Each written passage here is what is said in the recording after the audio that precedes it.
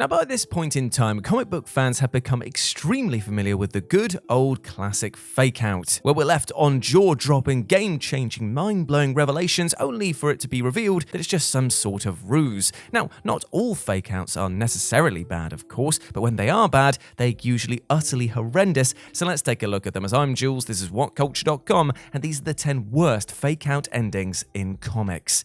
Number 10, Captain America, Agent of HYDRA.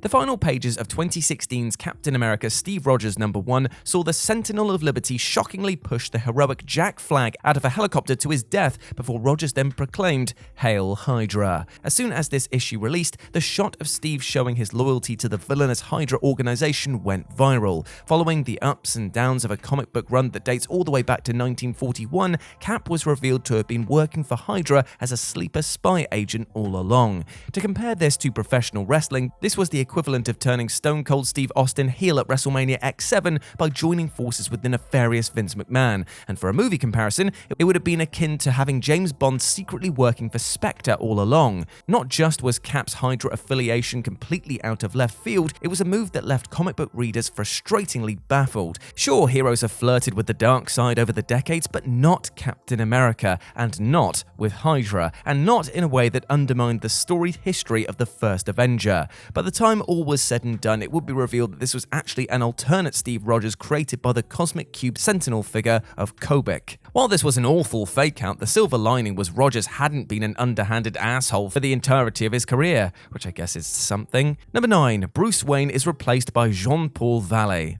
1993's Nightfall was fantastic in how it served up a fresh villain who immediately became a major player, and for how it delivered the cracked heard around the world. That cracked was the noise that the Batman's back made as it was broken at the hands, well technically knee, of the recently debuted Bane. Not only did this put Bane on the map in a huge way, it also put the Caped Crusader out of commission. So much so that by Batman number 500, we had a shiny new Dark Knight take center stage in the form of tormented soul Jean-Paul Vallée. Out was Bruce Wayne, in was JPV. This was billed as a full changing of the guard, with this new, edgier Batman for a new, edgier generation. The only thing is that DC Comics always planned for Vallée's time under the cape and cowl to be temporary, and we were all duped into thinking that this was a permanent arrangement. Of course, you could also include Batman's Final Crisis death as another painfully poor Fakeout. There we were led to believe that Bats had been killed after being struck by Darkseid's Omega beams. Readers were greeted by the heartbreaking image of Superman carrying the charred remains of the world's greatest detective, and it seemed that maybe Bats was really toast. That was until the BS twist that the Omega beams actually sent Batman back in time, where Bruce would spend the next 2 years traveling throughout history in order to return to the present day. Number 8. The world knows Spider-Man's secret identity. Now, Civil War is an arc full of monumental moments, but nothing is quite as shocking as Peter Parker publicly unmasking to reveal to the world who exactly has been under the Spider-Man getup for all these years. Not just was this a mind-blowing moment, Peter's unmasking was the perfect way to highlight just how much he'd been manipulated by Tony Stark. Somewhat begrudgingly agreeing with Stark's wish for all superheroes to be governed by official laws and regulations, Parker is convinced that revealing his identity to the public is the next step in furthering Iron Man's plans. Of course, Spider-Man declaring to the world that he is Peter Parker soon gets a target put on the old webhead's head, as well as those closest to him. While the decision from Marvel Comics to take away the mystery of Spidey's secret identity was a questionable one, fans were at least intrigued to see how this major shift in the character's arc would play out. After all, such a gigantic change in the very fundamentals of Spider-Man lore was absolutely something that would permanently stick from here on out, right? Nah, not at all, mate. Instead, the god-awful One More Day arc lurked around the corner, where Peter would make a deal with the literal devil to sacrifice his own marriage to Mary Jane in order to save Aunt May and have all knowledge of his identity wiped from existence. Number 7. Turtle Down. March 2015's TMNT number 44 saw the unthinkable happen, as one of the turtles was brutally killed off. Despite plenty of near misses in the previous 29 years of comic book adventures, never before had one of the heroes in a half-shell actually perished. That all changed in the fourth part of IDW's Attack on Technodrome story, with Donatello shockingly murdered. With Donnie at home while his brothers launched an assault on Krang, the tech whiz is ambushed by Bebop and Rocksteady. While we initially get some of your standard comic book quips quips and back and forths, there's a darker edge going on in this action. Rather than the meat-headed buffoons that they'd often been portrayed as, Bebop and Rocksteady are colder and more clinical this time out, and they actually beat Donatello to death after first cracking his shell. The news of Donatello's death was a major deal at the time, with it becoming the hottest topic in comics when it became known that one of the turtles was being offed. Taking away the impact of this most powerful of happenings though, Donatello would soon be shown alive in spirit form, and his conscience would take over the body of Metalhead, before eventually being returned to his own body later down the line. Oh, brilliant. Number 6. The shocking return of Jason Todd. Back in 2003, Batman number 617, also known as Hush Chapter 10 The Grave, had readers picking their jaws up from the floor, because here the final panel depicted a sight that many of us thought we'd never see: the return of Jason Todd. For the longest time, the running joke was that nobody in comics truly remained dead apart from Jason Todd, Bucky Barnes, and Uncle Ben. So when newcomer Hush unmasked to reveal the older form of Jason Todd, it was quite a genuine shocker. Todd was Batman's second Robin, murdered by the Joker back in 1988's iconic A Death in the Family. To see Jason resurrected 15 years later, this was huge. How would Bruce react to this? What would the dynamic between the two be? How would Jason's return impact Dick Grayson, Barbara Gordon, and Alfred? Would Todd be an out-and-out villain, or could he be redeemed? The above were questions that many had upon finishing Batman number 617. After a brutal fight between the Caped Crusader and his fallen Robin in the following issue, it was then revealed that this Jason Todd was actually Clayface in disguise, and with that, readers were left in bemusement at being lured in. Thankfully, the ever-intriguing Jason would be resurrected for real 2 years later in Under the Hood. Number 5. Magneto is Zorn. Kind of.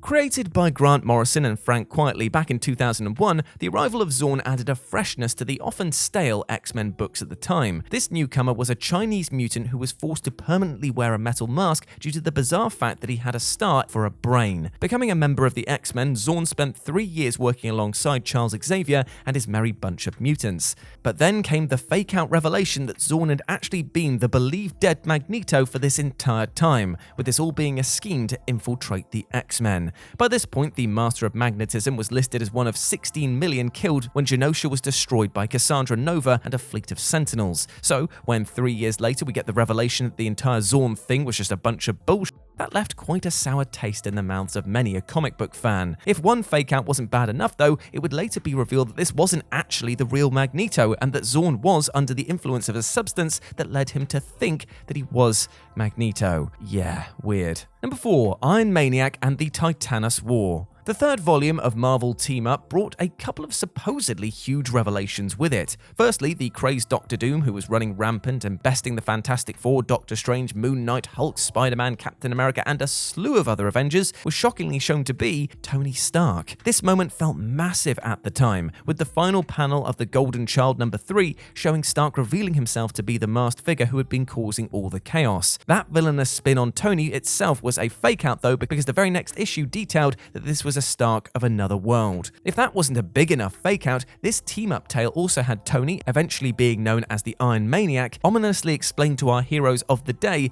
that the TITANNUS War was on its way. The way that Alt Stark talked about all of this, combined with the caution and fear shown by Earth's mightiest heroes, suggested that this war was going to be the next huge thing. Instead, when it did arrive, it was merely a 3-issue story where the titular Titannus eventually killed himself. Number 3. The Joker's face-slicing spree. Death of the Family was a joyous, unhinged return to form for the Clown Prince of Crime. Here, the Joker tormented Batman and the greater Bat family in a way that had not been seen from the Harlequin of Hate for a good few years. Methodically targeting our heroes individually, the Jester of Genocide was able to get the best of Catwoman, Harley Quinn, Batgirl, Red Hood, Red Robin, Nightwing, Robin, Alfred Pennyworth, and eventually Batman. This was Joker at his finest, with his tormenting and torturing a slew of familiar faces, all to just simply with the Dark Knight. As Death of the Family raced to a close, Batman was confronted with the trapped, subdued forms of his nearest and dearest.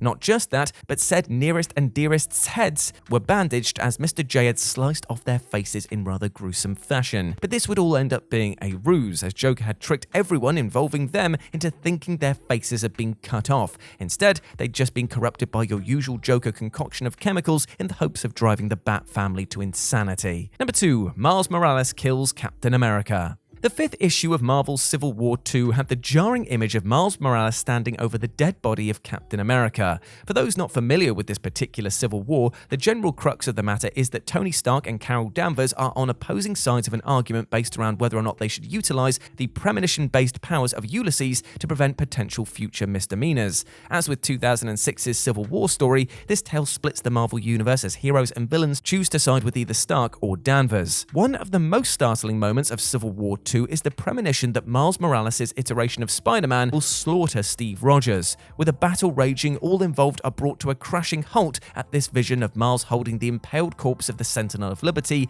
with this seemingly being a nailed-on future reality. Despite Ulysses' power of premonition, the entire situation was actually just merely a fake-out future seemingly designed to get readers talking ahead of the inevitable death of Captain America at the hands of Spider-Man. Instead, this future never came to pass, and we were all just tricked into thinking that Miles would somehow go to such an extreme measure. Of course, this wasn't the only time that we actually got a fake death of Captain America, because there was the other time in the first Civil War that was another fake out. Cheers for that, guys. And number 1, the death of Superman. In terms of comic book fake-outs, they don't get much more grandiose than the purported demise of the Man of Steel. When people deride comics for how death is rarely ever a permanent arrangement, in turn removing so much of the emotional attachment and impact that should come with death, you can head back to 1993 and place the blame for plenty of this at the door of Death of Superman. Upon a first read, this is a brutal, shocking twist that saw the last son of Krypton bested in ways never seen before.